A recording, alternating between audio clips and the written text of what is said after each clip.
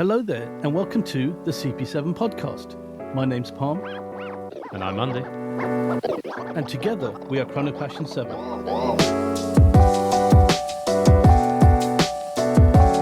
Hello and welcome to another guest show. We have a very special guest today. We have Giles Ellis, creator of Schofield Watches. Welcome, Giles. How are you doing? Very good, thank you, and thank you for having me. No problem. So what we do first is a quick wristwatch check. So as you're our guest on the show, what have you got on the wrist there, Giles? I am wearing the new Schofield Light. It's the prototype, actually. It's a working prototype. And the only difference between mine and the production version of this watch is the colour of some text on the inner dial. It's more contrasting here, and in the production model, it's ghosted out. So that's the watch I'm wearing on a India rubber strap, and it's my new favourite. Put anything else in front of me, I would still choose this watch. I'm very lucky. Excellent. So, Andy, surprise us and tell us what you have on the wrist. It's not much of a surprise. It's not much of a surprise from my side. I am rocking the Rolex OP from the 60s, the 1007 with a tropic dial, which you can't see it in this light so well, I'm sorry. But I will put the pictures on IG so you can see it. But yeah, it's the dial for me on this watch, which makes it truly unique just due to the way the tropical climate here in Barcelona has weathered this watch over the years. So yeah, I'm just really, really enjoying this watch. Excellent. Beautiful. That dial's still really... Yeah, it's the dial, right? It's what crazy, makes it right? Yeah. so special on this one. But Pam, what are you rocking? So today we're going to be talking about field watches, I suspect. So I have got a Breitling Chronomat Colt 41 with a grey dial on a nice sand-coloured NATO strap to give it that extra tooly kind of adventurer look. It's got a beautiful sunburst dial, applied indices, and it's got that trademark Breitling case. It has military cues, which is a key term, I think, as well when we speak to Giles, seeing that we're talking about his field watches. So that's what I've got on the wrist. Good choice. So Giles, we believe design seems to be quite important to you in your watch collecting, watchmaking, and a few other things that you're involved in. Just tell us a bit about yourself and why design is so important to you. Great question. Tricky one, actually, I think, because design is important to me and has been for as long as I can remember. I'm just more in control of it now than I was when I was a kid. I always tried the details that provided a narrative, and that narrative was an anchor to something. And I always needed that. I don't know why, but it was part of my personality, and it's still true today. I prefer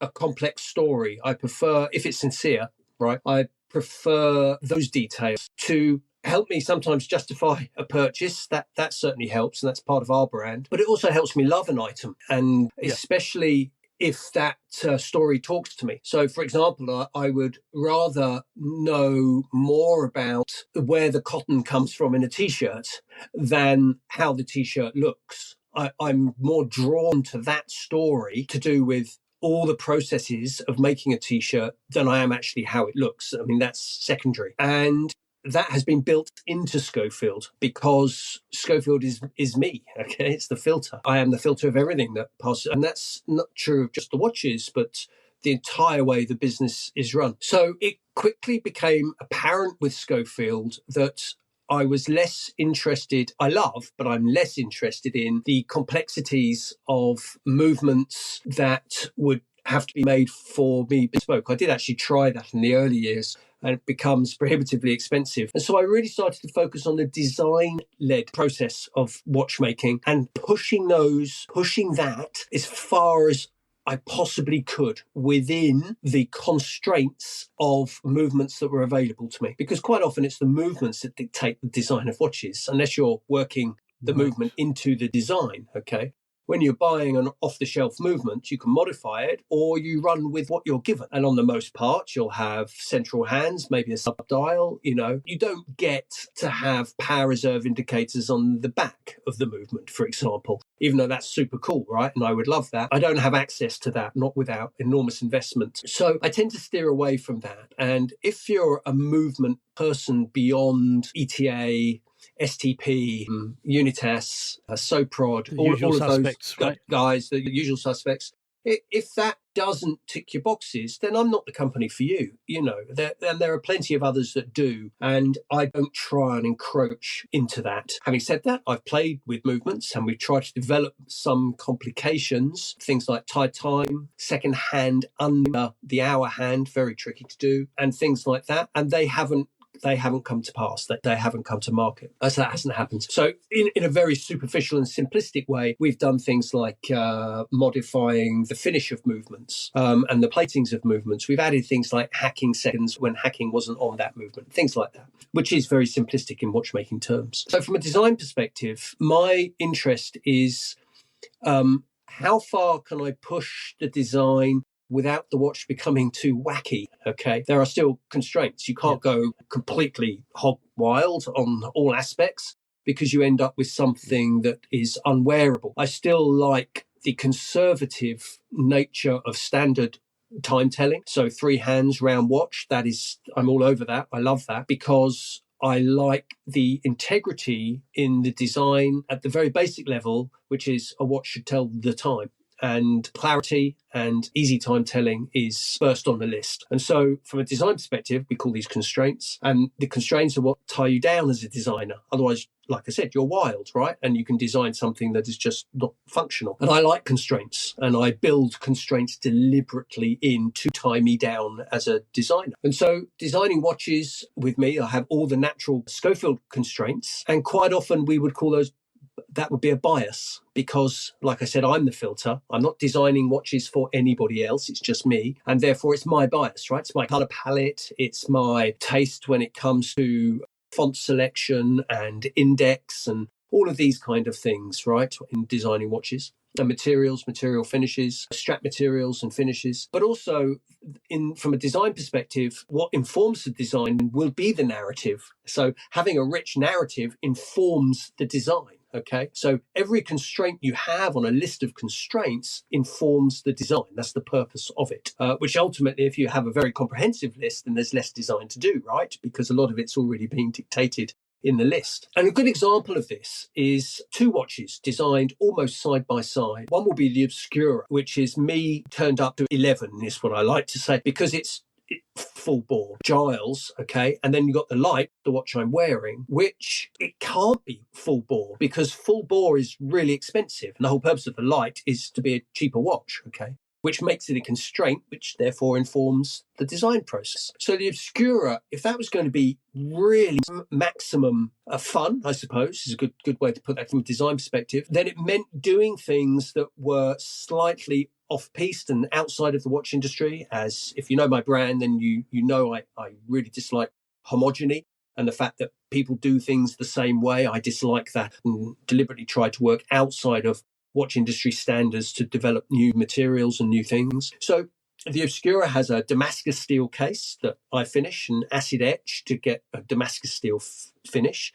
But it's not the wavy kind. It's more of a cellular kind made specially for us. And it looks like alien skin. And this is really a division of Schofield that plays with sci-fi elements. The black lamp was a carbon fiber watch that we made. And this plays with that. In fact, we use the same movement in that, a unitas movement in there with a sub-dial. And then the dial is still a three-hander, right? Still tells the time. There's no pretensions there. But how much fun can I have with that dial? So this dial is a solid piece of brass that's then plated, and it's machined to have slots in. Those slots are filled with custom superluminova made for us to specific colors, and it's like a Tron frisbee, right? I mean, it's berserk. The color of this thing is beautiful, and the hands, they're different colors. The hour and the minute hands, central, they're different colors.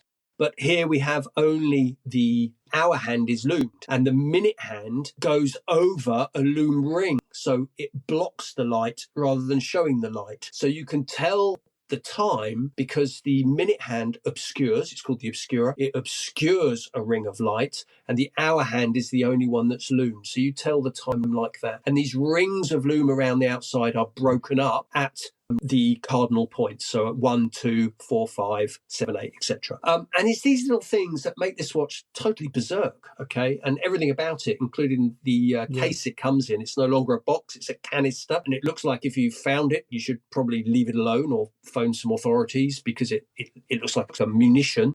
or something dangerous. And that's the whole point, right? That's the brief, and everything in that brief fulfilled that. Everything about that is additive from a design perspective. Okay, I'm adding value and detail and complexity to that within the constraints of it not going crazy and looking cool within the remit of whatever cool is. Check out the Instagram to see what Giles is actually saying. There's quite a fascinating design. It's very interesting about the minute hand covering the indices to, like you say, in sweeping round. That's unless you see it and you understand it, these are things that you wouldn't normally just pick up on, I'd guess. So there's a lot of thought that goes into these designs that you're doing. A lot of your own personality. And like I say, it's not revolutionary, but it's not revolutionary stuff, but it's just stuff. It's how, like I said, how different can it be within the standard constraints of a round watch that tells the time that you can tell the time on? And that's the fun of that. It's a real test of thinking. Okay. One of our strap lines made by thinking really comes into play with that particular watch, the Obscura. Now, what's interesting about the light is the fact that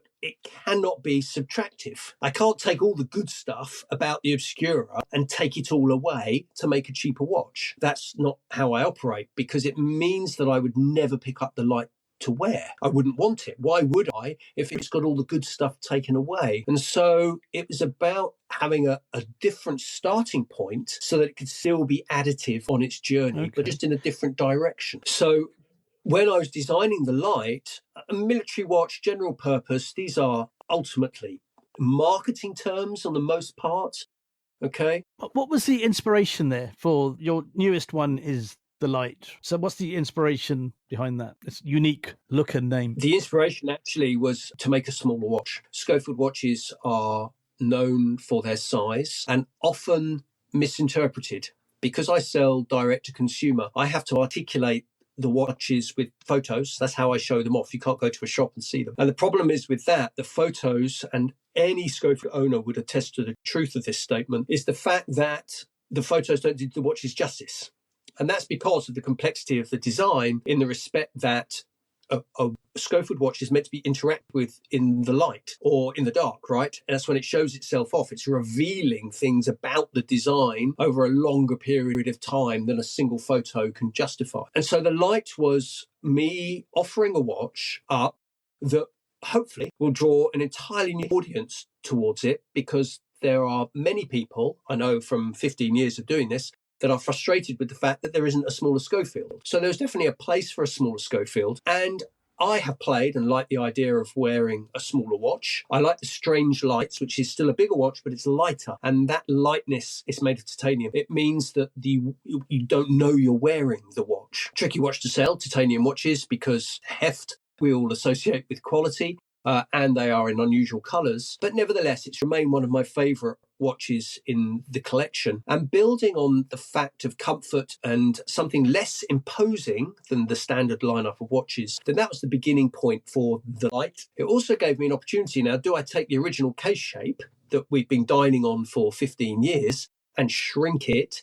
And that seemed to me disingenuous. It seemed too easy. So I wanted to do a whole new case shape. And that is really where the light was. So where we're talking about the Obscura, we got the same case shape, just rendered in a different way. And now with the light, we've got a whole new case shape that fits the brief of what the light had to be, which was a general purpose, military-esque field watch, but still very much Schofield, so a contemporary take on that. And the case shape actually is interesting in the respect that it took ages and started as an entirely different watch called the Lentica. And the Lentica is a play on the word lenticular, and lenticular means lens shape or lens-like. And this watch was beautiful, okay? It's a lovely looking watch, but I did something with the crystal on the Lentica design that meant it became very expensive. It's a really cool crystal, and one day maybe I'll make it and we'll see it. But the crystal is such that it's very complicated and very expensive, and it meant that I could keep going with that design and take away the crystal,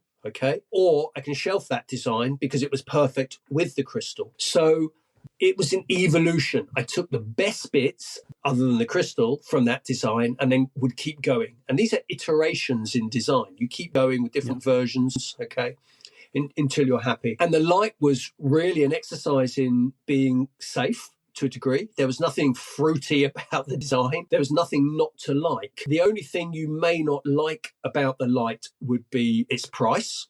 its movement choice, or maybe the layout of the dial, or even the fact that it's got a 24-hour GMT without a scale on a 12-hour watch. You may not like those things, but actually there's very little not to like, okay? But there's a lot to love, sure. And that was the purpose of it. Whereas my other watches are very divisive like that. You know, you either like them or you don't.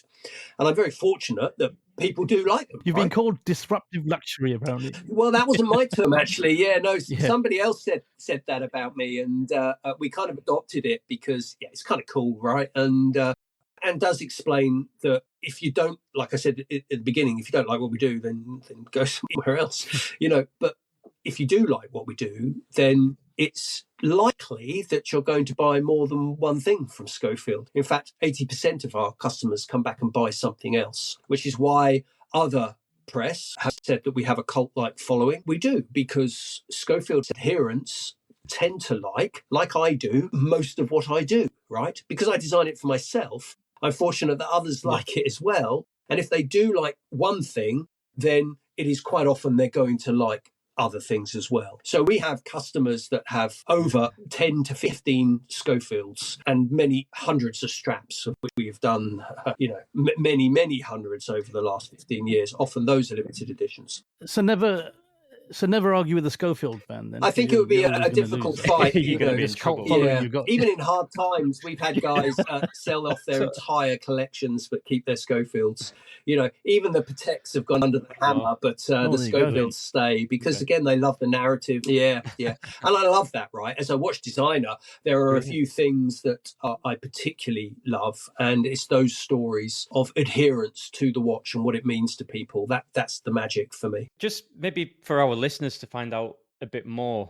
Like, to me, like what you're saying with the identity of Schofield is it's very focused around having a unique design identity, especially around the case shape. And I understand that there's quite a complex process in what goes into many of your case designs.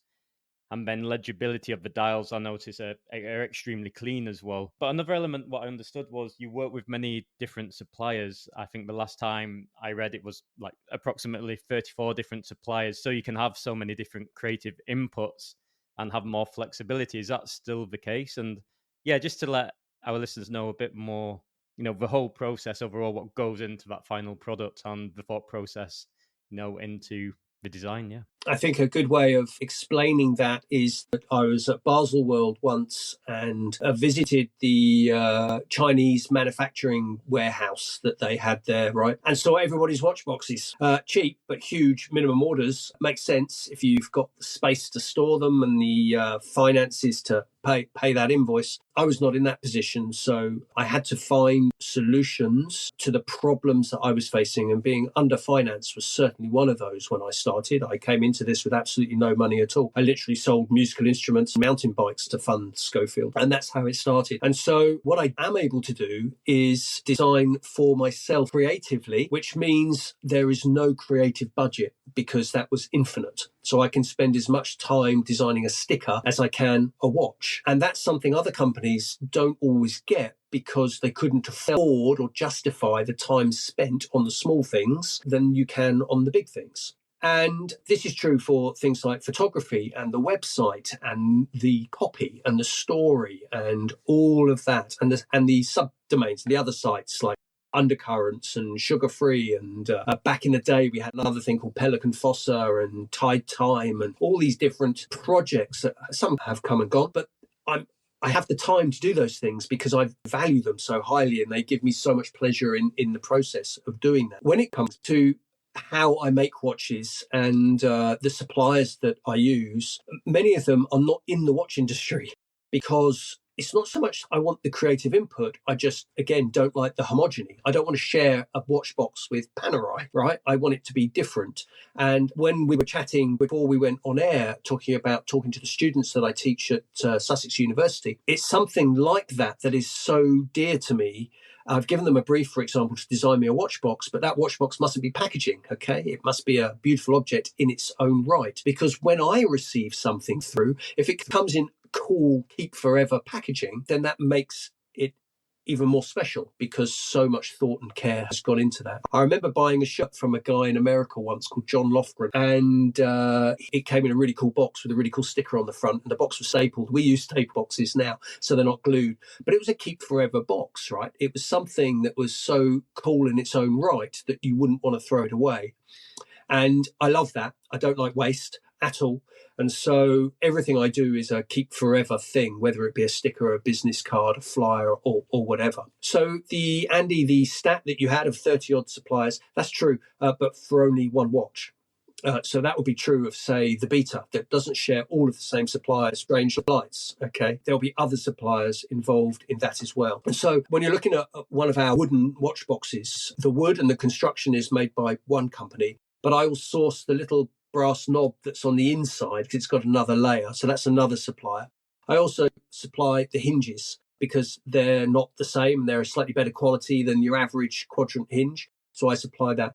Then there's a badge that goes in the front. That's another thing altogether. And then there's the instructions that go inside. That's another thing. And that's gone to print by another company in the UK. And then inside, we've got a block of material. We use cedar because I don't like the upholstery because that's on a horrible, non-environmentally friendly foam called LD45. And then it's upholstered. So we don't use that. We use cedar because it's very soft and it's got that cigar box vibe. So that'll be another supplier. And that gives me the box. And that's just the box. But I have to coordinate all of those different bits and pieces to go together and make sure they do. And then you might have something else in the box, and we might have a pin badge or just have a pusher for the signalman to change the GMT, and then you've got a cloth in there as well, and that's completely different again. So that's gone off to a glasses cloth manufacturer, printed on both sides to our design. So that's artwork, separate artwork for all of those things, and separate minimum orders and separate stock taking units. And so we bring all of those in. And that's just the watch box. Okay. We've then got the outer packaging going outwards, and inwards we've then got the watch. Okay. And the watch itself is complicated because I do as much as I possibly can in the UK, but not if it's going to be crap. If it's going to be crap, I'm not interested. And we push and we push, and we have done since 2013, which is when 2012, in fact, when we moved outside of German manufacture for everything and started getting cases made in the UK. And our cases are big to make because most people stamp watches initially. The billet is stamped to remove the inside between the lug profile and the aperture right through the middle. We can't do that because it's too thick. And so we have to machine the cases fully. So all of our cases are fully machined from billet, and then I finish them all myself. So we're here today in the shop. We're just in the office area of the shop, and the main body of the shop is out the front there. And then back at home, behind the house, I have a workshop, which is where I can do bead blasting, acid etching, polishing,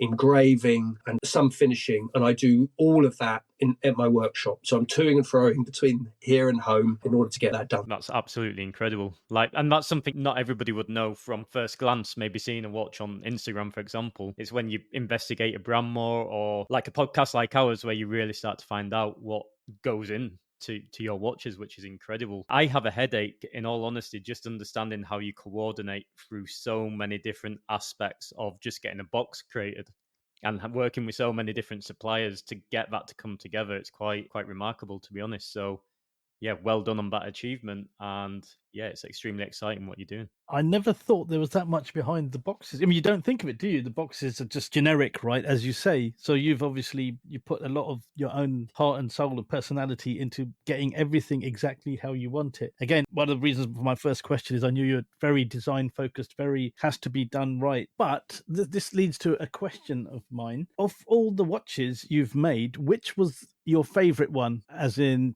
the designing process, and bringing it to life? Which one for you was like, you sat back and just thought, right, yes, I just love this? Oh, that's brilliant. I think almost certainly the watches for this year, and not just because they're current, and that sounds like it's kind of topical. The Light, again, for its very challenging brief to make a watch that wasn't subtractive, and the Obscura. So those two watches, the Obscura, there are no images of that yet. We're still ironing out the last wrinkle in that particular project, and the Light has just been launched. Those two have been thrilling because I've got a whole 15 years of running a watch business behind me. Whereas I think a lot of people would argue that the Signalman was an instant classic when that watch came out. And it's that watch that certainly put us on the map, because my business plan was 3 watches in year 1 with the Signalman and 20 watches in year 2. And incredibly naively, 100 watches in year 3. And we sold 100 watches in 3 months of launching. Wow. And so suddenly we were about, and it was only us and Bremont back then in the UK, really at our level. The level where we are, our watches are, but it's from £2,000 to £10,000 price bracket. And I like to say it's strapping watches to wrists. It's all very well being Roger Smith, totally admire that guy, but 100 grand or so a watch, that's not really at street level, is it? And so we are competing with any of the other high street brands. Of course, we're not a typical high street brand, but that's where we compete for. And it's a very difficult market, obviously. There's a limited amount of real estate and a lot of watches to go there. So the Signalman really did put us on the map. And again, from a design perspective and something completely fresh, but also the language that we used was original. The Swiss are maybe 5 years behind back then. This is talking 2008. To 2010, when we really got our stuff together. The Swiss, from a website point of view, from a copy text point of view, from a salesman point of view, were a little bit behind and stuck in old ways. And we were refreshing because we speak directly to the guys. We were pulling them to our stands. We were forcing them to see what we were up to. Straight talking, great customer service. I'm motivated by impressing people. That is one of my motivators. But it's not just about designing something cool that you can say, yeah, that's rad. I'd like that in my life. But beyond that, I want everything to be good, right? I want the customer service to be good. I want the website to be cool. And I'm in control of some stuff, meaning I can compete on a website front, for example, with any watch company in the world. But I've never been able to always compete with, say, watches. I would love to do some stuff like Max Buser does with MB&F, but I don't have access to the world that he has access to. So even if my creativity would allow it, I still couldn't get it made. It would be very difficult. And I certainly couldn't afford to do it. And so you get furrowed, right, within what is capable, within the business mechanics of Schofield Watch Company. And so going back to your question, within that, there's been little pockets of things that have been really very exciting for Schofield along the way. The Black Lamp, which was a watch made out of carbon fibre, and other companies at the time were companies like Audemars Piguet, Ellicott, Bell and Ross, companies with a lot of muscle behind them making carbon fibre watches. And it's an incredible challenge. It was very difficult to do. And I was very lucky because I met a guy who worked in very high-end carbon fibre, making parts for cars. And a challenge was put to him could he make a carbon fibre watch case? He loved watches that didn't look like carbon fibre, because I don't like the standard woven pattern of carbon fibre, right? It's corny, it's cheap, it's horrible. I'm not interested. In fact, I gave him a picture of a photograph of a cliff in Cornwall, a really geological, amazing cliff. I said, I want it to look like this. It's got to look like strata. I'm more interested from the side profile than I am across the top. And it took a very long time, and we developed a material that was called mortar, which is the proper name of bog oak. It looked like ancient timber. And the thing that we did that was clever in a respect was removing lightness from carbon fibre. It's a small component. Okay, we didn't need it to be light. We wanted it for its aesthetics.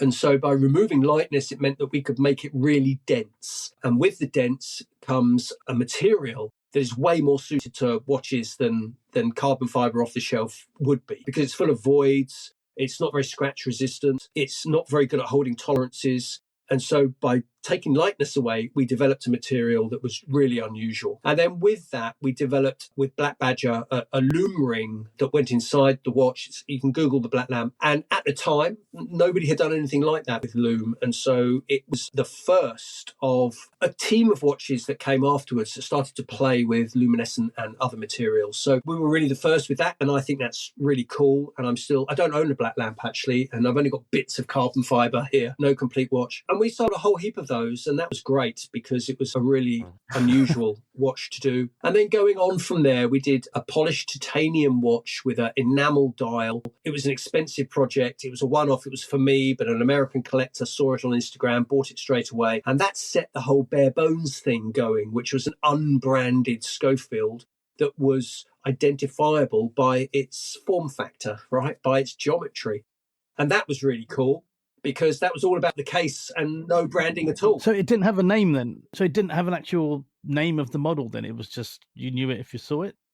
No, not at all. No. I used to use a British enamelers. They were pen enamelers, a fountain pen enamelers for my dials. And it was a very complicated process of toing and froing between there and a print outfit that could print on the enamel. And we had to develop the ink to adhere to the enamel because they'd never done that before. And the enamel was a cold cure enamel, so it's not an oven baked enamel. It's an epoxy enamel. It's very tough. But the old boy that was doing the lapidary on it to flatten it down, he tired. So the price of the dials went up. Then they couldn't make them anymore. So I ended up with dials that were between processes, and one of those was unprinted, right? So I put the unprinted in a titanium case. Titanium is very, very difficult to polish, okay, which is why nobody does it. It's really, really hard. But we sent it to a Japanese satellite mirror polishing outfit, okay? It cost me a small fortune. And this thing, it was unbelievable. It was a molecular polishing system. I'm not quite sure how it worked, but it came back like a titanium mirror. It was incredible. And we had a black enamel dial that went in that.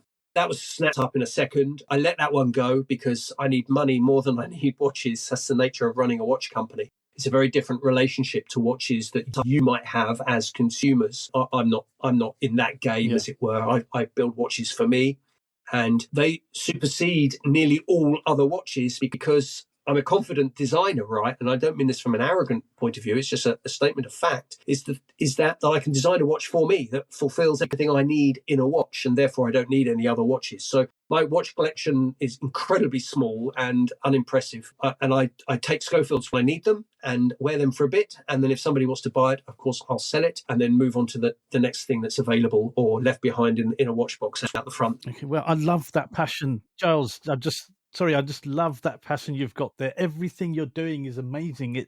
I've never heard anyone talk about it. I think you're perfect. We're called Chrono Passion 7, and you are the perfect guest, I think, because it just shines out how much you love this. You know, good. If anyone isn't aware of the Schofield Watch Company, check it out. Well, obviously, after hearing what Giles is saying, I'm sure you're gonna, because you have to, because this is just incredible. Well, it's the level of detail you go to and research to find this satellite company somewhere in Japan to even get that polishing done. It's like you're on a mission and you're just going to keep going until you get that end result, what you envision, which is, it's brilliant, mind-blowing. Yeah, and that's an interesting point, Andy. Yeah, the end result is impressing myself. I mean, that's how I know that a piece of work is done, because I get palpitations. You know, I get really excited when something's ready. This was true for the light. I knew it was ready, and that's something that is very visceral. It's a feeling of utter joy. And then I have a responsibility to have it made, because so much energy and effort goes into these projects that when you see them all the way through to the end in entirety, right, every aspect done, we're talking packaging, labels, stickers, the whole narrative, then I do feel this compelling feeling to get the job done all the way, right? And again, with the students, I've just designed as a side project a military pen, a pen to be used by soldiers in the field. And it was only a game we were playing, but I spent 10, 15 minutes designing it up. And I love it so much that now I feel I'm compelled to make the item. And that's generally how I work, is that so much energy goes in that you have to kind of see it through to the end and hold it in your hand. And projects like the Light and the Obscura coming, and there's a new bronze beta. I do these things, but also, in order to continually impress myself, then I have to elevate everything as I go. You can't just keep doing different colorways of the same models. Okay, it doesn't work like that, which is why my watches are made in batches, which is why I talk about batches. Because if I run out of crowns on a beta, instead of reordering parts, which is what nearly all other watch companies do, because they like their families to be very highly organized and their models are their models and all the work's gone into it, I make a real rod for my back with that. I'll design a new crown because I'll want to tweak it and elevate it. I don't think there's been one time where I've ever just reordered a part, okay? And so I'll redesign it. And then that goes on the beta, and that changes the batch name because this batch has a different set of crowns to it. And with that will be a new artwork on the case back, some new packaging, a new box maybe. And that's how I operate. It's because I love what I do, right? And so why would I not if an opportunity came up? And so I think business people that are better at actual business than me would say that was a shortfall, but it's also something that enriches my brand for me, and I'm not willing to compromise. I won't compromise for any of those things. It's important for people to understand that I'm not motivated by global domination, right? So the people that may have a greater understanding of business than I do, it'll be very easy for them to pick apart various things that I do at Schofield, where I make life very hard for myself. But again, that's not an area I'm willing to compromise on, because I have to stay motivated. And in order for me to stay motivated, I've got to find those things that are really exciting. And if that's a new crown or a new buckle, then so be it. That's just the way it is. No, I just think to summarize on that, just by nature, the purchaser, the owners of your pieces are also getting a very special limited run by that process, right? So like I got this batch, then the new batch comes out, it's slightly different, and I want it now because that's got that new unique element, dial or crown. It makes it more collectible as well. So I think that's a nice touch. It absolutely does work, apart from people say they want the new crown on the old model. That's never so fun and quite often can't be done. But what's important about that is that I do it in such a way, not intentionally so, it's just something that's happened, where there's no hierarchy within the Schofield models. Owning a Schofield is what it's about, okay? That's where your journey begins with Schofield, is just owning one, and you become a member of the boys club, and you have access to a private page, and you get emails directly from the boys club, essentially. And if you were going out to somewhere fancy, most people would put on their best stuff. It's what we do, right? If we're going out, we put on our best boots and our best shirt and maybe our best watch. What we've noticed with Schofield is that doesn't happen. It doesn't matter whether you've got the light at $2 and a bit grand, or the black lamp, or soon to be Obscura at 10 grand. That is irrelevant. It's the fact that you own a Schofield. And a Schofield ownership, it's never been about wealth. It's never been about the money. It's more than that. It's about two things as we understand it. One, it's about taste.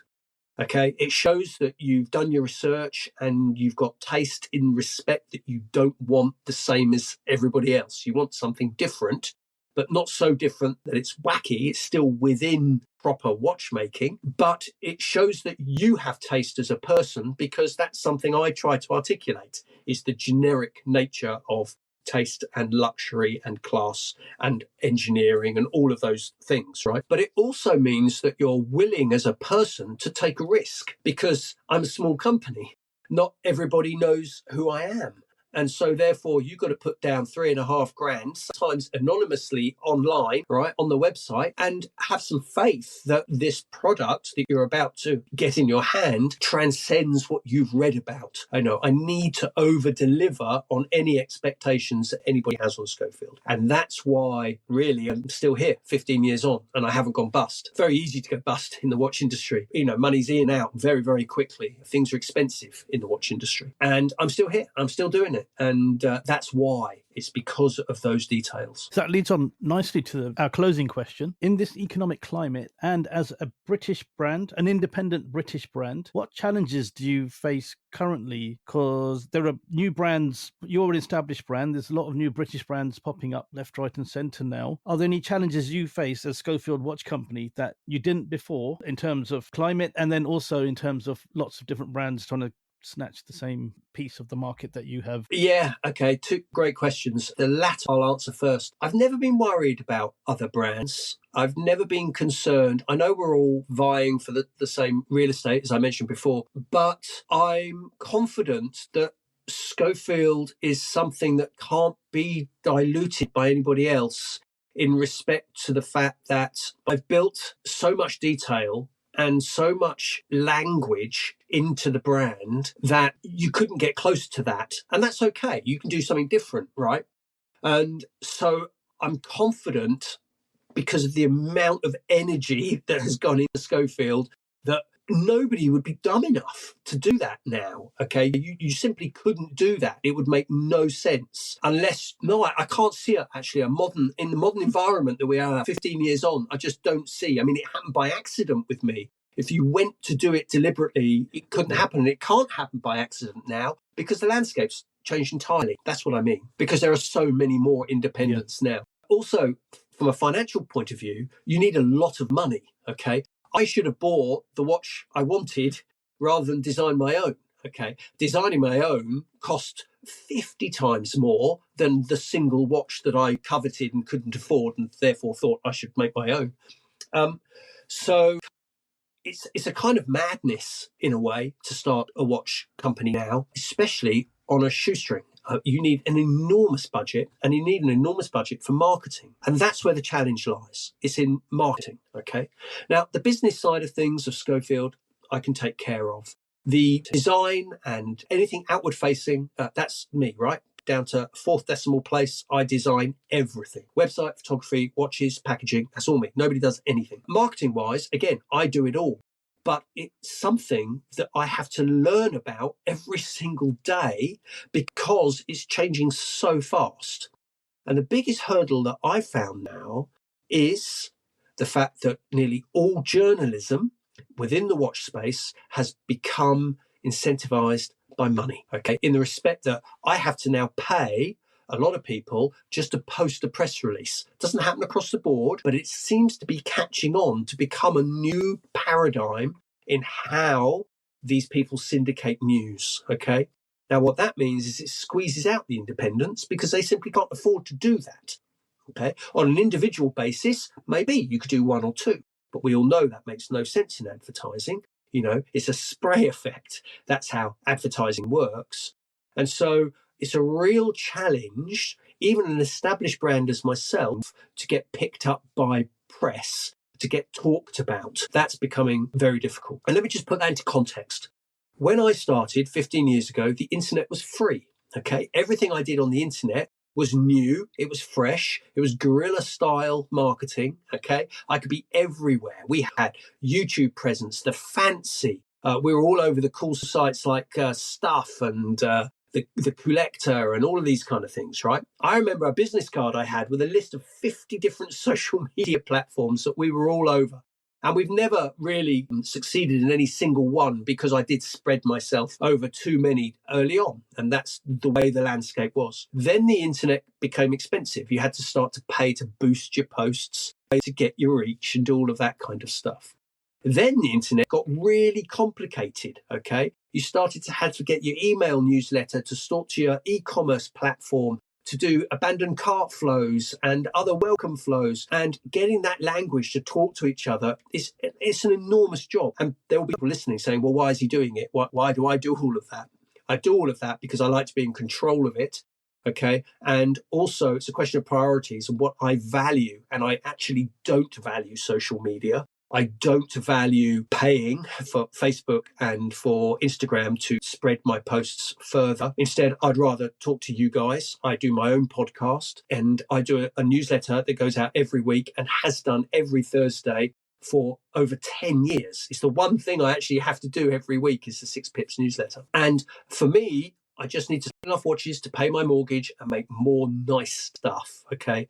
And so it's that I have to wrestle with every week, rather than facing global challenges that might impact Cartier and Rolex and Bremont even.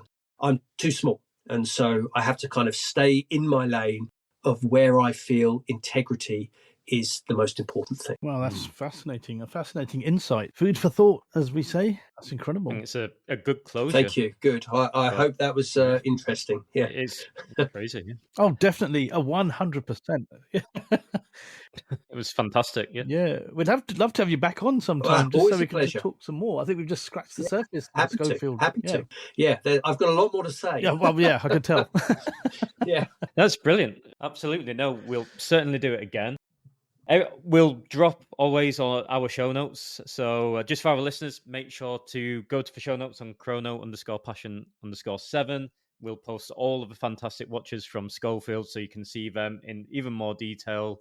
And we drop all the links to, Schofield's socials and website. On so Instagram. Take a great look at them. On Instagram, 100%. It'll all be there. Yep. Also, check out Giles's podcast, the Sometime Podcast, available on Apple Podcasts, I believe. Is that right, Giles? Actually, everywhere. I do it through Spotify. So Spotify then push it out to Apple and Amazon and YouTube. So it is everywhere. Just Sometime. And it's me prattling on about all sorts of design nonsense. It's generally put people to sleep, but that's the angle I've gone for this, like a bedtime story. So, yeah. Okay, awesome. And also, Giles and Schofield Watch Company will be at the British Watchmakers Day on Saturday, the 9th of March, 2024 at Lindley Hall in London. I'll be there in attendance. I'm trying to drag Andy down with me as well. So I'll meet Giles. So if any of you want to join in, and you can all meet us and Giles as well. So put that down in your diaries and make it a date, and we can all meet up and talk design and watches and whatever we want. Put the world to Yeah, rights. put the world to rights. Yeah.